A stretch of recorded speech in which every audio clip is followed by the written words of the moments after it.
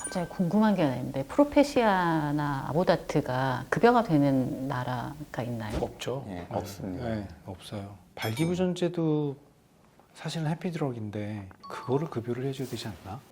갑자기 아니 지금 해피드럭 대손 캠핑 가셔야 될 것 같은데요.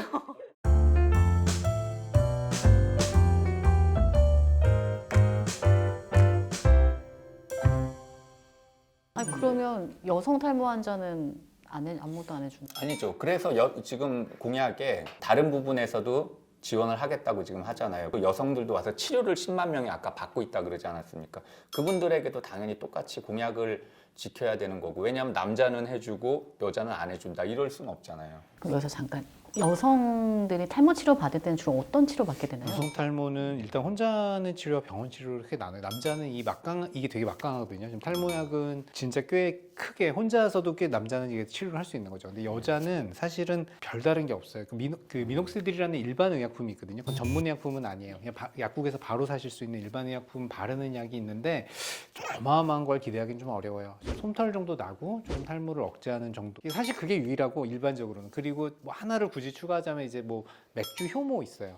그러니까 효모 영양제들이 있거든요. 판시딜, 판토가 이런 이름으로 판자 들어가는 이름으로 뭐 우리나라에서는 판시딜이 가장 유명한 그런 맥주 효모약인데 이건 영양제예요. 여자분들은 왜 머리 얇고 왜 정수리 비고 손톱 팔톱 잘 깨지고 이렇게 좀 약한 분들이 있거든요. 그런 분들한테는 조금 도움이 됩니다. 근데 이건 또 일반 영양제란 말이죠. 그냥 이건 비타민으로 보셔도 돼요. 모발 비타민과 그냥 일반 의약품인데 뭐 이거를 어떻게 보조를 해줄지. 그리고 또 병원 치료가 있어요. 병원에 가서 뭐 모낭 주사라든가 레이저라든가 이거는 엄밀히 말하면은 공식적인 치료라고 아직 의사들 사이에 논란이 있어요. 물론 제가 하는 치료들도 있지만 이거를 그냥 수술을 하던가 이런 걸 해야지 이건 조금 애매하다라고 얘기하는 분도 있거든요. 저는 사실 효과가 있다고 생각하고 많이 하고 있지만 이런 거를 비보험 치료로 저희가 지금 하고 있지만 이걸 이제 어떻게 도와줄 것인가. 그리고 이 비용은 사실 병원마다 너무너무 달라요. 보톡스나 필러 가격이 다 다르듯이 병원마다 이거 다 다르거든요. 근데 이거를 이제 만약에 도와줄 거면 이제 기준을 세워야겠죠. 그래서 기준은 저는 이제 양악 수술하고 임플란트를 봤어요. 두 개가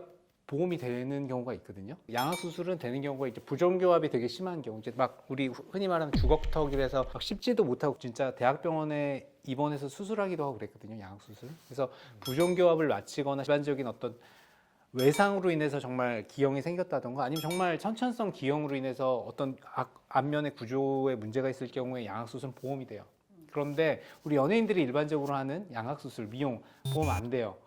그렇게 나뉘고 또 임플란트도 65세 이상으로 제한을 해서 그런 기준들이 있어요. 그래서 탈모는 제가 봤을 때 탈모약이 보험 기준이 되면 누가 봐도 탈모인 사람, 그러니까 애매한 사람은 안 돼요. 저도 지금 17년간 약을 먹고 있지만 M자가 그렇게 뚜렷하지 않거든요. 그러니까 진짜 잘 먹어서 이렇게 된 거예요, 솔직히. 되게 저는 하루도 안 빼고 먹었거든요. 그러니까 원장 선생님은 급여를 못 받을 가능성이 굉장히 이러면 있다는 탈모를, 그러니까 이게 그러니까 증거가 돼야 돼요. 제가 보기 이게 참 재밌는 부분이 뭐냐면 오늘 SBS에서 탈모 관련해 가지고 네. 설문조사를 했더라고요. 네. 거기서 이제 남자 여자의 찬반 비율, 그다음에 전체 합친 찬반 비율, 연령대별 찬반 비율 이런 걸 쭉 조사를 했는데 이 연령대 비율에 제가 관심이 많이 있었거든요. 원장 선생님이라면 잘 아실 것 같은데 네. 어느 층에서 제일 찬성이 좀 높을 것 같아요? 20대가 제일 많을 것 같아요. 20대들은 경제적으로 어쨌든 조금 힘든 20대 남성? 20대 남성. 예, 그러니까 20대, 30대, 40대 남성까지도 이제 찬성 비율이 되게 높고요. 아, 그렇군요. 50대가 넘어가면 그 다음에는 뭐 없으면 없는 대로 살지 좀 약간 이런 이제 분위기라서 네네. 보니까는 이제 30대, 20대들의 제일 이제 그 찬성 비율이 높더라고요. 근데 것 같아요. 그 얘기는 그 사람들은 굉장히 초창기에 어떻게 보면은 이제 진행되기 전. 약간 그 기운이 이제 올 때 이제 먹기를 원할 텐데 지금 건강보험의 그 특징은 질환이라는 게 비교적 명확해야만 구별을 해주는 게 원칙이었단 말이죠. 그러니까 제가 보기에 그걸 굉장히 원하는 층과 가장 필요로 하는 세대가 과연 충분히 급여가 된다 그래도 그거를 지원받을 수 있을까라는 부분이 실은 저는 좀 궁금하기는 합니다. 많지 않을 거예요. 좀 아마 몇 년 뭐 있다가 어떻게 될지 모르겠지만 근데 네. 애매한 사람은 못 받아요. 그러니까 20대 초반 중반에는 아마 힘들 거예요. 왜냐면 의사들이 삭감을 되게 두려워해요. 처방을 했는데 왜 이게 처방을 했냐고 나중에 다 줬던 돈을 뺏어가거든요. 그리고 되게 경제적인 타격이에요. 그래서 의사들은 기준을 마련하는 데 있어서 애매하면 이제 안 줄 가능성이 높고 근데 인정비급여라고 해서 의사한테 그 재량을 주느냐.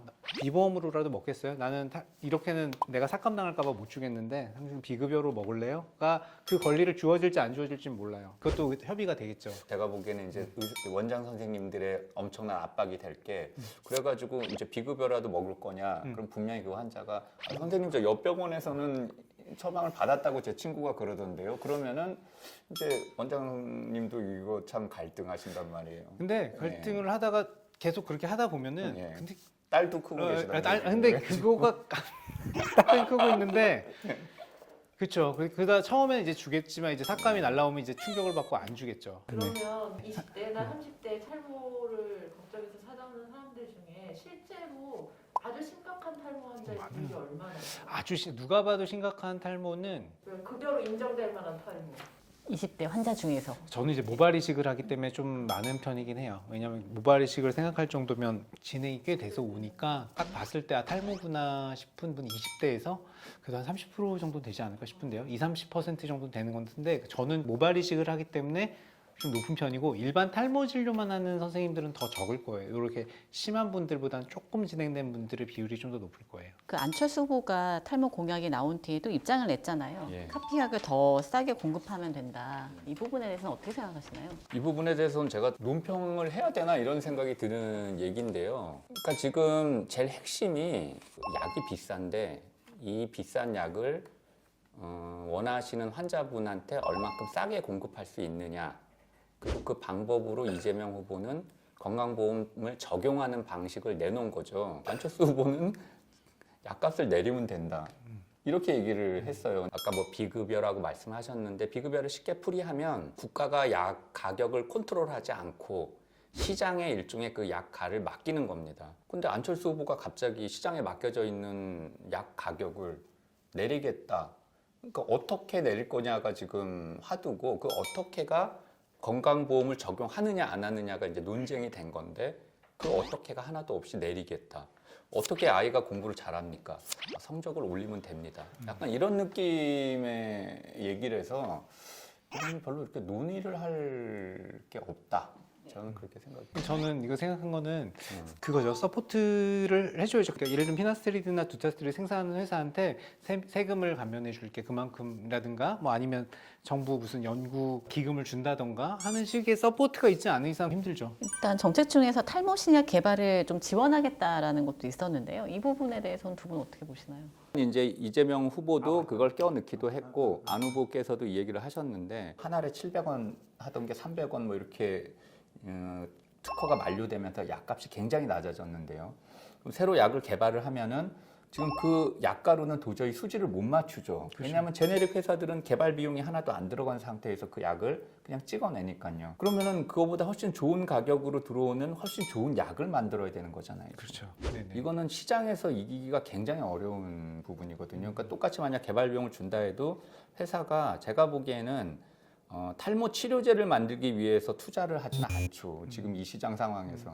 피나스테리드랑 두타스테리드를 뛰어넘는 굉장히 많은 연구가 일어나는데 항상 그거랑 비교를 해요. 저희가 어떤 연구든 뭐 신약이 나오면 비교하는데 사실 너무나 많은 연구들이 있고요. 근데 이걸 뛰어넘기가 쉽지가 않다는 않죠. 거죠. 정말 쉽지 않은데 이 약이 지금 너무 싸졌잖아요. 근데 자 이거를 정말 뛰어넘는 솔직히 한 10%만 뛰어넘어도 2배, 3배 돼도 가치 있다고 생각해요. 근데 사실 쉽지 않아요. 피나스테리드가 20년 됐고 두타스테리드가 10년 됐거든요. 이기는 자가 나오질 않았죠. 네, 그렇죠. 쉽지가 않아요. 모발 이식도 공약으로 고려하겠다고 했는데 조금 더 구체적으로 말씀해 주시겠어요? 되게 살 좀 애매해요. 애매하고.